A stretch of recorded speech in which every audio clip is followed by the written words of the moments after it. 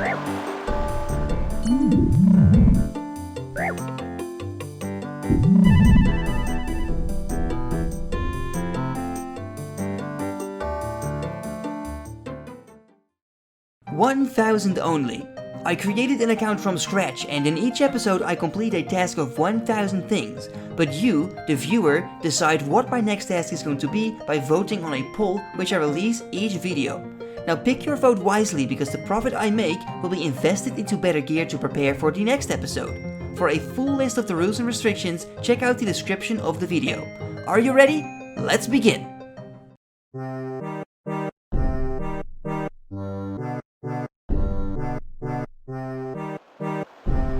Good day everyone, my name is Vannaka and today I bring you 1000 only episode 14 Ice Troll Runs. What is quite funny is that when I first pulled this option it got the least amount of votes, but you guys seem to have changed your minds when I gave the Ice Trolls another chance. Now I can agree with why you've chosen them, because now that we have a Dragon Defender, a Helm of Nadesnot is going to be very welcome as well. So as you may have expected already, I will have to do some quests before we can actually go and kill the Ice Troll Runts. They are located in Nadesnot, one of my favorite places in RuneScape, so I'm super excited. Now I didn't really have to invest in many items for this episode, basically just some recommended quest items, but I did actually buy 2000 rune arrows because we're gonna train range today. So when I bought myself the items, I grabbed my quest setup and teleported to my house, which is located in Vannaka, so I could start the Fremennik Trials quest. I decided to kill Lanzake for the lyre instead of making it myself, and I gotta say that I was quite lucky because I received it after like 10 kills. Then I found the dragon all the way east near the Slayer cave, I sang a song, punched Koshai the Deathless in the face, and did many more things to complete the quest. I was very happy to see all these level ups coming in, even though I didn't get too much XP rewarded, but it's always nice to see that. So now that the quest was completed, I already got access to the Nadesnot area and Jetizo, so I didn't exactly need to complete the full Fremennik Isles quest. But what I like in this series so much is that I can choose to do whatever I feel like, as long as I do the 1000 kills that you guys have voted for. And of course, I'm not going to do completely random stuff, it needs to be something that has to do with the episode we're doing, but by getting the Nadesnot helm, this is of course the case, so I decided to do it straight away. At the end of the quest I needed to kill the Ice Troll King, and I was expecting a quite difficult fight, but actually it was over before I realized it. So after completing the quest I got rewarded with the famous Helm of Nadesnot and of course some nice experience to level up my stats. Now the Helm of Nadesnot is going to be my best in slot helm for quite a while probably, so I'm super happy that we finally got it now. But anyway, like I said, we are going to kill the Ice Trolls with range in this episode, because if my calculations are correct, we will reach level 75 in the end, which unlocks the blowpipe. So now that I'm fully prepared, let's go and kill 1000 Ice Troll Runs.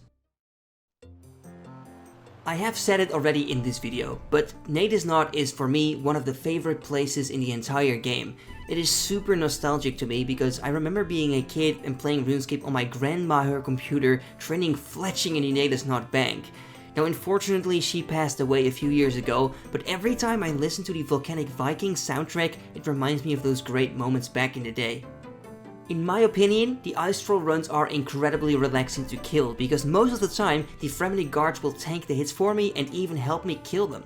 So I basically have to deal only 1 damage in order to get a drop, even though the guards did all the work, and that really helped me to finish the kills a lot faster. Now the Ice Troll runs do have amazing drops as well. Within these 1000 kills I got a ton of granite shields, rune warhammers, and even longbones felt like a common drop. It's insane. Also the banking was super easy, and I always brought a divine ranging potion with me to speed up the kills even faster. Now, some of you may be wondering why I'm not killing the high level Ice Trolls north of Jetizo in this episode, but actually the explanation is quite simple. The only difference between them is the experience, because yes, the higher the Ice Trolls, the more HP they have. But the drops are basically all the same, and they drop no clues whatsoever, so to be honest, I kinda like the fact that the lower ones were much easier to kill. I can imagine that these beasts are very interesting for Iron Man as well, since they drop a lot of useful stuff for a low to medium level Iron Man. They drop Renar seeds as well, raw sharks, and useful runes, so these are definitely worth killing.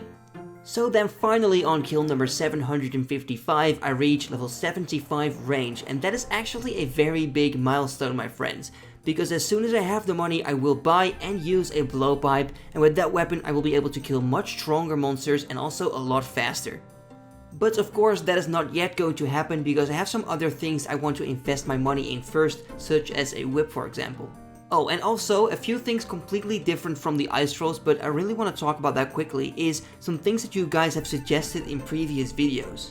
Some of you wanted to know why I never high elk loot during my 1000 grind. Now I know it's efficient, but if I high elk the drops, it's gonna get harder to keep track of how much I've made exactly, and I really want to hold on to my original rules, which state that I cannot sell my loot until the 1000 kills are finished. I have also seen many people suggest me to collect bones and then use them on the Gilded Altar or in the wilderness to train some prayer experience, and this is actually a great idea, and I will do this as soon as we're gonna do an episode where I receive dragon bones, because I think these are the most interesting to use on an altar like that. But anyway, I guess that was kind of off topic for this episode, but I just wanted to have this mentioned in the video. But now we have completed our goal of killing 1000 ice trolls, so let's go to the GE and do the prize checks. So here we are with prize check number 1, which contains big bones, troll heads, loads of armor, some runes, supplies and cash. And in total, this has a value of 1.1 mil. That is definitely not bad. And then we also have a second prize check containing herbs and seeds. Now, as you may have expected, most seeds and herbs are useless, but thanks to the Renars and Snapdragon, it is actually pretty good. We got 250k in this prize check, so let's see how much money we will make.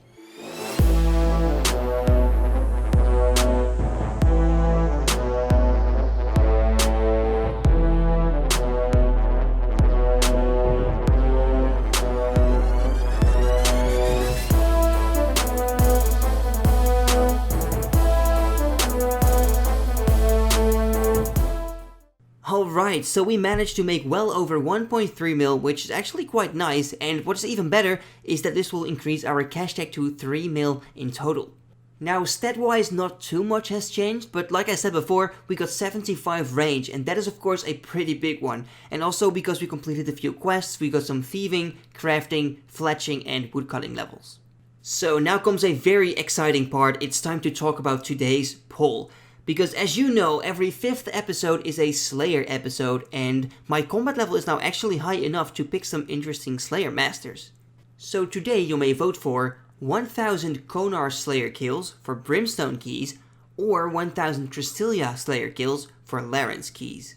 So yeah, this is the first time you only have 2 options, but I think for this one it is a logical decision, because these 2 masters are the only ones that offer additional keys during their tasks, so it doesn't feel right adding a 3rd option which is completely different from that. So let's now talk a little bit about the pros and cons. So if we choose Konar, we will get specific area assigned tasks outside of the wilderness, and we will have a chance of obtaining Brimstone keys while doing our assignments. Now, should we choose Tristilia, we will get specific area assigned tasks inside the wilderness and have a chance of obtaining Larens keys. Now, the tasks are quite similar, but keep in mind that if we die during the Tristilia tasks, I will lose a lot of money. It is kind of a risk versus reward pool. Will we go for safe and stable gains or dangerous and unstable gains? So if you want to vote, it is very easy to do. Simply click on the link in the description or in the comments and pick your favorite option. And if you do vote, then please also consider subscribing to the channel. This way you'll know if your favorite option won, and you'll also know when the next video goes live so you can vote for the next poll. And then now it is time for a special announcement. Next week there will most likely not be a 1000 only video, because I will be participating in the Trailblazer League, so you can expect a video or 2 about this new journey next week. But of course, don't worry guys, because after that I will upload the next 1000 only video again. But that's gonna be it for this video. If you enjoyed it, then make sure to leave a like, because this really helps out my channel guys. Thanks in advance. I would like to thank you all very much for watching this video, and until next time, bye bye.